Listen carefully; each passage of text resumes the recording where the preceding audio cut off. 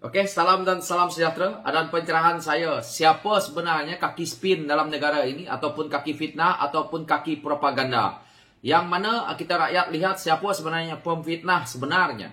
Hari ini kita lihat kenyataan yang dikeluarkan oleh propaganda walaon-walaon daripada parti sebelah sana ni, yang mana kita tahu didalangi oleh Datuk Seri Najib ini sendiri, yang selalu menyerang saudara Rafizi Lamli selaku timbalan Presiden PKR itu.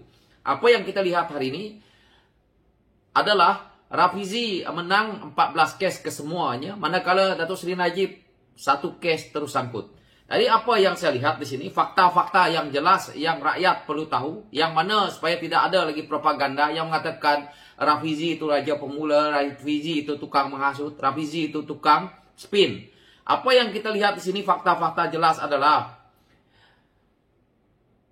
bahawa semua kes yang saya terlibat pembongkaran adalah skandal-skandal kewangan kerajaan, bermula NFC, 1MDB, tabung haji, MARA dan LTIT. Malah Najib dan Rosmah sendiri menarik balik saman mereka itu berhubung dakwaan kepada saya mengenai dana negara diselewengkan sedang Rosmah bermewah membeli barang kemas mahal.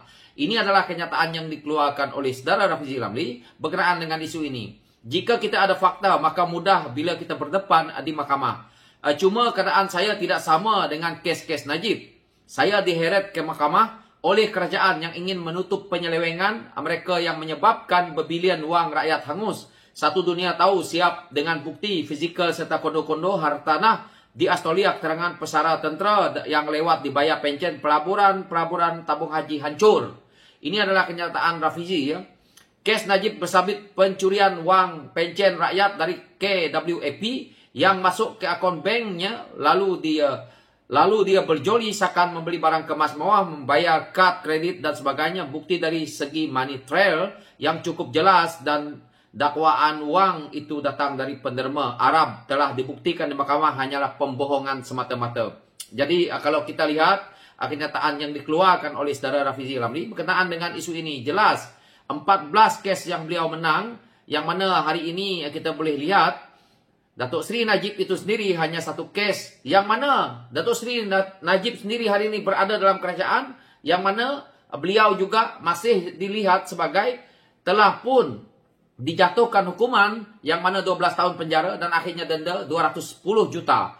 Tetapi beliau merasakan bahawa hujah-hujah saudara Rafizi Lamli berkenaan dengan isu yang kita lihat NFC telah pun kita buktikan bahawa apabila apa yang telah berlaku dan akhirnya NFC ini yang melibatkan lembu dalam kondo, 1MDB rakyat semua tahu, kes yang telah pun sangkut kepada Datuk Seri Najib itu sendiri hari ini. Tabung haji yang kita juga dengar kesnya, yaitu MARA kita juga lihat, LTIT yang melibatkan kapal yang mana kita tahu hari ini adalah satu kejayaan besar yang saudara Rafizi Lamli buatkan. Jadi Datuk Seri Najib hanya dengan 1 kes saja, yaitu yang kita tahu melibatkan rayuan beliau dengan kes yaitu SRC International Sdn Bhd, yang mana beliau apabila di mahkamah akhirnya cuba untuk nak menangguhkan pembicaraan beliau yang mana minta 3 ke 4 bulan. Jadi yang mana kita rakyat dihidangkan dengan apa yang telah pun pihak-pihak daripada walaon-walaon ni yang cuba mengspinkan isu-isu semasa, maka di sini jelas kita dah tahu bahawa inilah satu pembohongan yang kita selalu dihidangkan dan akhirnya kita hampir-hampir percaya perkara-perkara yang tidak sewajarnya.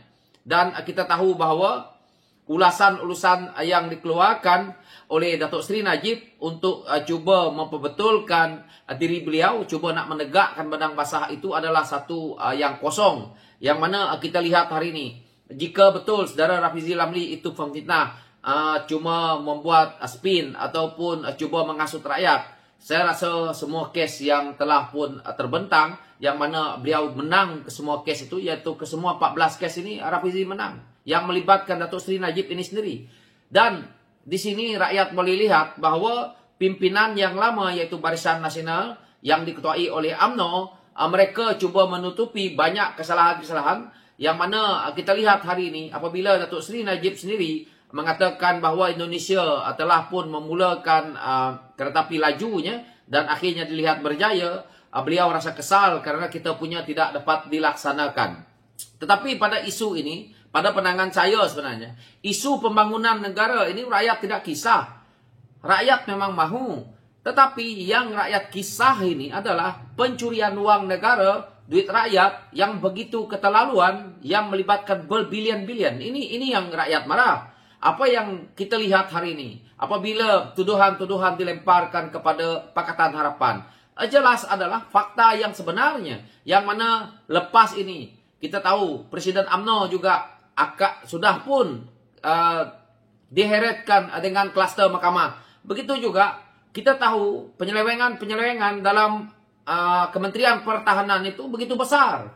Yang ini lepas yang 6 bilion ini, kita sekarang tengah menanti akan dihidangkan pula dengan pembelian meriam dan mungkin juga melibatkan helikopter dan berbagai-bagai, mungkin kapal selam pun lepas ini akan keluar semuanya. Jadi apa pilihan kita rakyat? Kalau kita asyik nak mempertahankan parti bukan kepada rakyat, rakyat akan melihat ini. Dan alasan-alasan yang mereka gunakan adalah kita harus mempertahankan parti kita. Kita harus mempertahankan parti ini kerana parti inilah yang memberi dukungan kepada kaum ini, ini.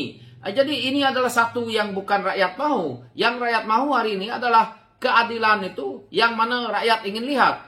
Kalau betul pun salah, harus disumbat ke dalam penjara ataupun didenda. Tetapi hari ini, yang rakyat rasa adalah mereka-mereka ini, jerung-jerung besar ini, elit-elit politik ini berselindung di kuasa yang ada pada mereka hari ini. Jika mereka tidak mempunyai kuasa, sebab itu mereka akan merasa takut dan akhirnya mereka dengan cara apa sekalipun, akhirnya mereka akan cuba untuk menutupi dengan keadaan mereka yang ada dalam kerajaan hari ini. Jadi ini yang mereka mahu. Apa keputusan mahkamah itu, mereka rasa harus di sebelah pihak mereka. Yang mana mereka kalah pun harus ditutupi oleh pihak-pihak mahkamah ataupun hakim-hakim. Jadi ini adalah satu ketidakadilan yang sudah lama rakyat lihat. Jadi nilaikan sendiri siapa yang terbaik, hujah daripada Datuk Seri Najib ataupun hujah sebenar yang mempunyai fakta daripada Saudara Rafizi Ramli. Dan kita tahu Saudara Rafizi Ramli pergi ke mahkamah, tidak pernah pun delay kes, akhirnya 14 kes selesai. Tetapi Datuk Seri Najib hanya satu kes bertahun-tahun dan akhirnya cuba lagi nak melengahkan untuk menangguhkan supaya mendapat kuasa dan akhirnya nak buang kes. Tetapi duit rakyat telah pun hilang berbilion-bilion disebabkan oleh beliau. Karena beliaulah yang bertanggungjawab sepenuhnya. Beliaulah Menteri Menteri Keuangan, beliaulah juga Perdana Menteri. Dan menggunakan kekuasaan ini untuk salah guna kuasa, pencurian, rompakan, ketirisan, segala-galanya ada di tangan beliau. Karena tunjangnya, sainnya adalah memerlukan daripada beliau. Jadi kita pokok pangkalnya, lihat kembali siapa bersalah, siapa yang kita boleh sokong, siapa sebenarnya kepimpinan yang rakyat mahu. So itu pencerahan saya berkaitan dengan isu ini. Sekian, terima kasih.